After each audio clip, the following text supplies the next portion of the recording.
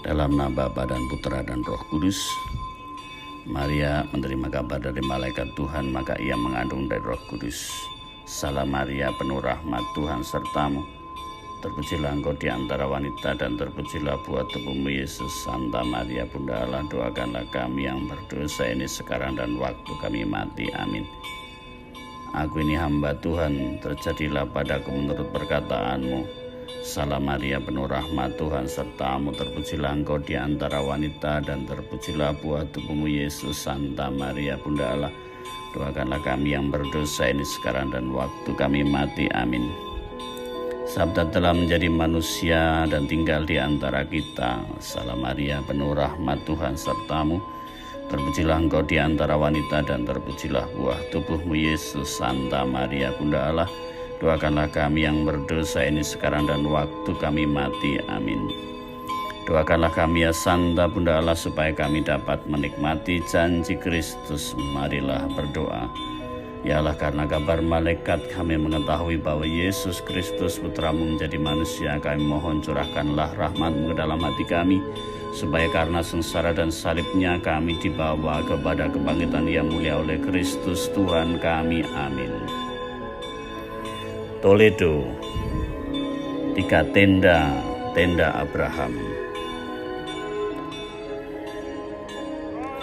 Toledo menjadi persinggahan sebelum menyeberang ke negara Portugal, itu dari Spanyol.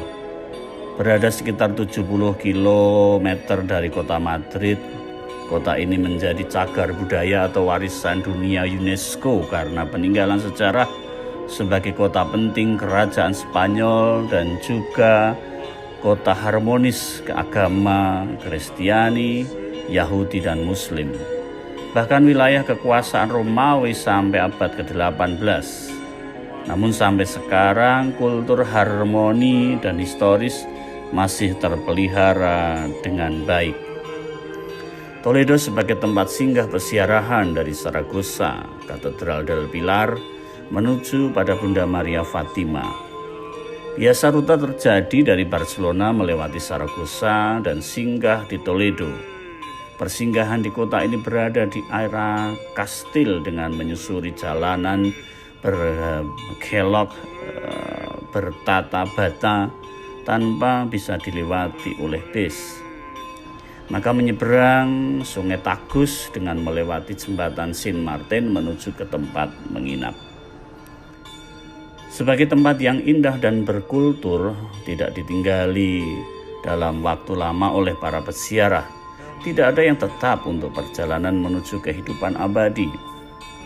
Bahkan ada tenda yang disiapkan seperti Abraham yang sedang berada di depan tenda di saat terik matahari, lalu menyambut 3 tamu istimewa dengan menyiapkan perjamuan untuk singgah sebentar sebelum para tamu itu melanjutkan perjalanan. Dan Abraham melakukan segala sesuatu bentuk keramahannya kepada tamu istimewa dengan hidangan istimewa pula. Menjadi tanda bahwa perjalanan hidup berakhir pada kekekalan. Karena kesementaraan waktu ini, maka keramah tamahan terhadap sesama sebagai bentuk perjumpaan menjadi cara hadirnya di tengah kehidupan. Petrus yang kagum saat menyaksikan kemuliaan Yesus di atas bukit, ketika melihat bahwa di situ ada Musa dan Elia, berinisiatif mendirikan 3 kemah. Tidak terpikir panjang bahwa itu menunjukkan kebahagiaan abadi sebagai tujuan peziarahan kehidupan.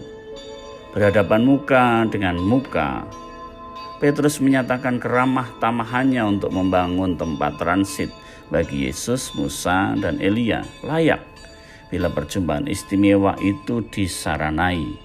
Namun Tuhan Yesus segera menyadarkan Petrus kebahagiaan yang dilihat itu masih sesaat, kelak akan terjadi selamanya.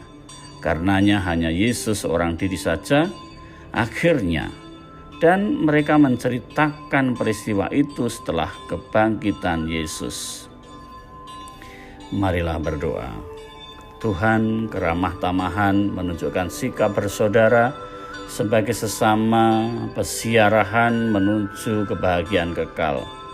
Buatlah kami berhenti sejenak dalam mengarungi pesiarahan hidup ini, dan selalu ingat akan kebahagiaan kekal yang Engkau janjikan dan menjadikan sesama kami sebagai teman persiarahan hidup ini.